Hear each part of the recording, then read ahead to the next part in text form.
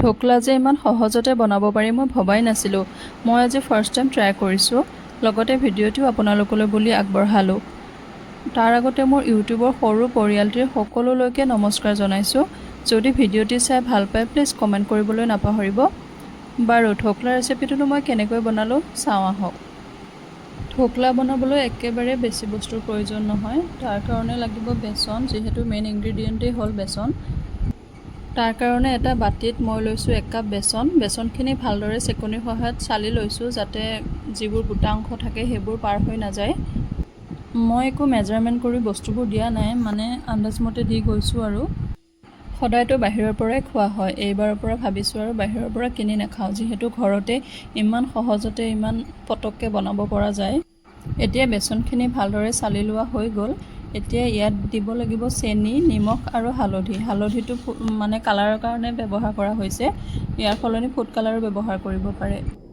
সকলোৱে হয়তো বনাবলৈ জানেই, মইনো কেনেকৈ বনালোঁ তাকেহে অলপ দেখাবলৈ চেষ্টা কৰিলোঁ।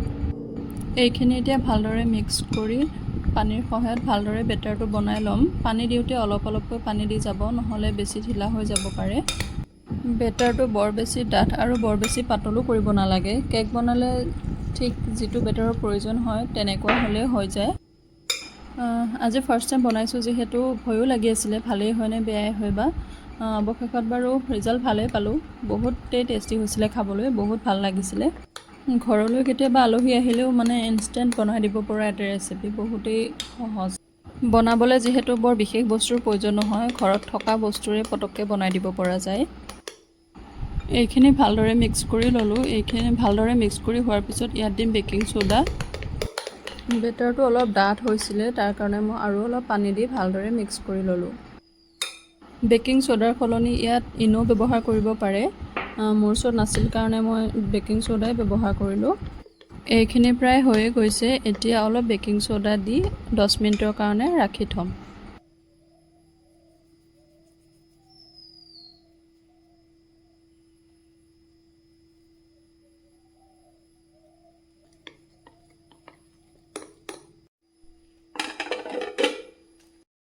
এতিয়া এটা বাতি লৈছোঁ, তাত অলপ তেল দি ভালদৰে কাষবোৰত লগাই ল'ম। তেল দি ল'লে উলিয়াবলৈ সহজ হয়, লগতে ভাঙি যোৱাৰো চান্স নাথাকে। বেটাৰখিনি এতিয়া বাতিটোলৈ ট্ৰান্সফাৰ কৰি ল'লোঁ। ভালদৰে গোটেইখিনি উলিয়াই লোৱাৰ পিছত এতিয়া বাতিটো গেছত বহাই দিম।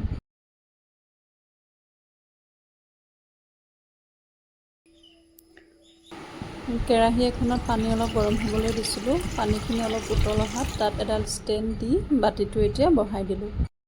এতিয়া ভালদৰে ঢাকি দি 15 বা 20 মিনিট সময় কাৰণে সিজিবলৈ ৰাখি দিম। এতিয়া বনাবলৈ ওলাইছোঁ ঢোকলাৰ মেইন বস্তুটো। তাৰ কাৰণে এখন পেনত অলপমান তেল দি তেলখিনি গৰম হ'বলৈ দিছোঁ। তাত দিম এতিয়া সৰিয়হ 1 চামুচ দি। সৰিয়হখিনি এতিয়া ফুটিবলৈ ধৰিব, তেতিয়া ইয়াত দি দিম নৰসিংহ পাত, তাৰপিছতে দিম কেঁচা জলকীয়া। এইখিনি অলপমান ফ্ৰাই কৰি তাত 1 গিলাচ পানী ঢালি দিম।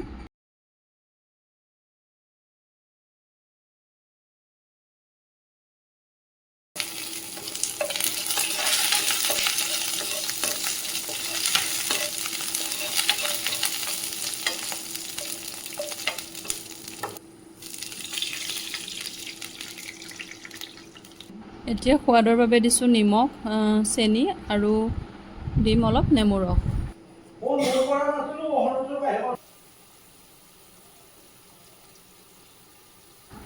এইখিনি প্ৰায় হৈয়ে গৈছে। অলপ উতল অহাৰ পিছত এইখিনি গেছটো অফ কৰি দিম।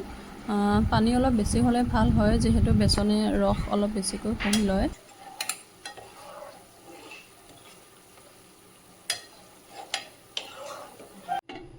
আনফালে এইটো ভালদৰে সিজি গৈছে। এতিয়া ইয়াৰ পৰা উলিয়াই চুৰিৰ সহায়ত ভালদৰে কাটি ল'ম।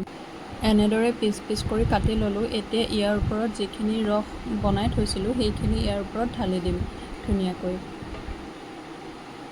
এইখিনি যিহেতু টেষ্টটো টেঙা, মিঠা, জ্বলা গোটেইখিনি সোৱাদেই আছে, গতিকে খাবলৈ বহুত ভাল লাগে।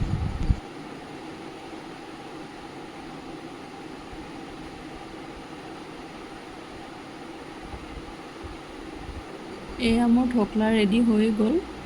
কেনেকুৱা লাগিলে ভিডিঅ'টো জনাবলৈ নাপাহৰিব। যদি ভাল লাগিলে প্লিজ লাইক কমেণ্ট আৰু ছাবস্ক্ৰাইব কৰি দিব। আজিলৈ বাই বাই। আকৌ এটি নতুন ভিডিঅ'ৰ সৈতে পুনৰ লগ পাম বুলি আশা থাকিল।